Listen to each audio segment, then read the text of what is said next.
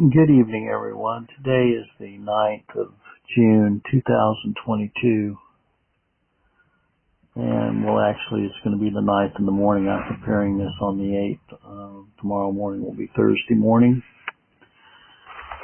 And over the years, there's been an awful lot of debate back and forth from some people who hold particular theological view and others who hold a different one regarding who the Antichrist is and whether it's a system or whether it's an individual, whether it's going to originate from the Jews in Jerusalem, the state of Israel, or whether it's going to originate or whether it's the Roman Catholic Church. We know that the traditional belief of the Reformers was that the Antichrist was the Pope, and there's been many popes down through history, and we know that even down to this day, Pope Francis is Antichrist. There's no question about it. When he is upholding homosexuality,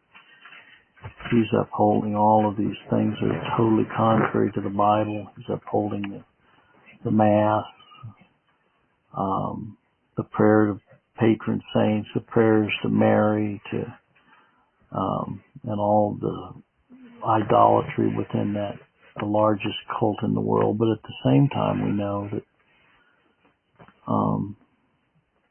the state of Israel is Antichrist as well, and everything they stand for. If you go to visit Israel, you'll find that it's full of homosexuality and debauchery, and they have shaken their fist in the face of God and saying that Christ is not the Messiah. So they're equally a cabal that have come against the true Christians who only rely upon the completed work of Christ for their salvation and not on works.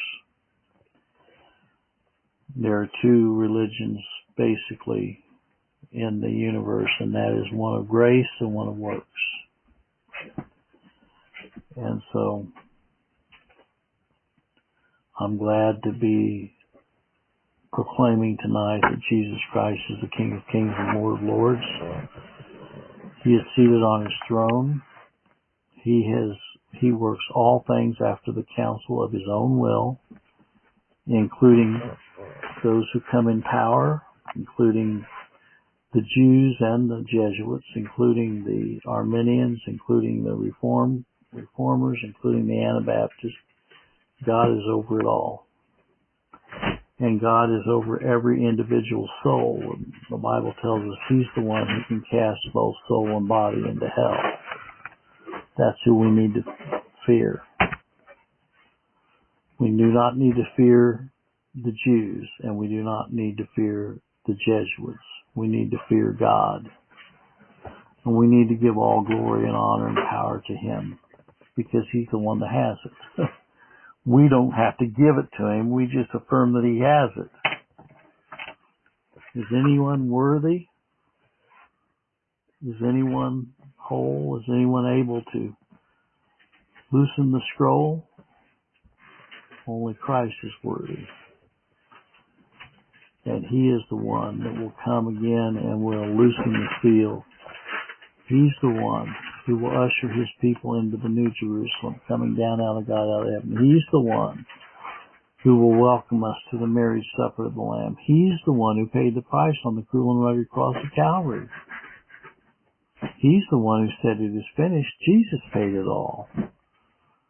People want to spend all this time talking about the Jesuits and the Jews and who's in control. Let's give honor and glory to whom everything is due, Jesus Christ.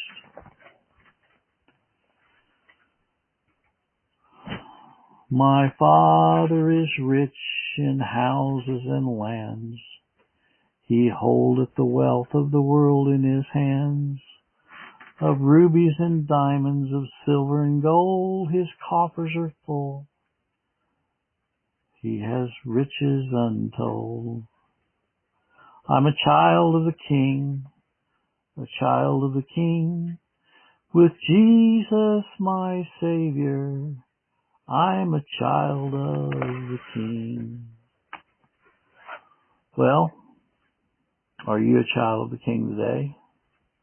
Are you worried about who's going to have the ultimate control, the Jews or the Jesuits? I'm not worried about it. He's the one who holds the future in his hands. I'm not worried about the future. God is in control. He has the whole world in his hands. He's got the little baby in his hands. He's got you and me in his hands. He's got the whole world in his hands. So why are you going to frustrate yourself and get all stressed out and get all worried and get all down in the doldrums over the reality of something that God has ordained? Let God be God and every man a liar. He works all things after the counsel of his own will, not some things. The foundation of God stands assured. He knows who are his. And let everyone that nameth the name of Christ depart from iniquity. So that's what's on my mind this morning, and I want to just encourage you not to get all wrapped up in, you don't have to be right all the time on every little point. You know, you don't have to be right. You don't have to win an argument on every point. God's already won the victory. Oh, victory in Jesus, my Savior forever. He sought me and bought me with his redeeming blood. He loved me ere I knew him. And all his glory is due him. He plunged me to victory beneath the precious blood.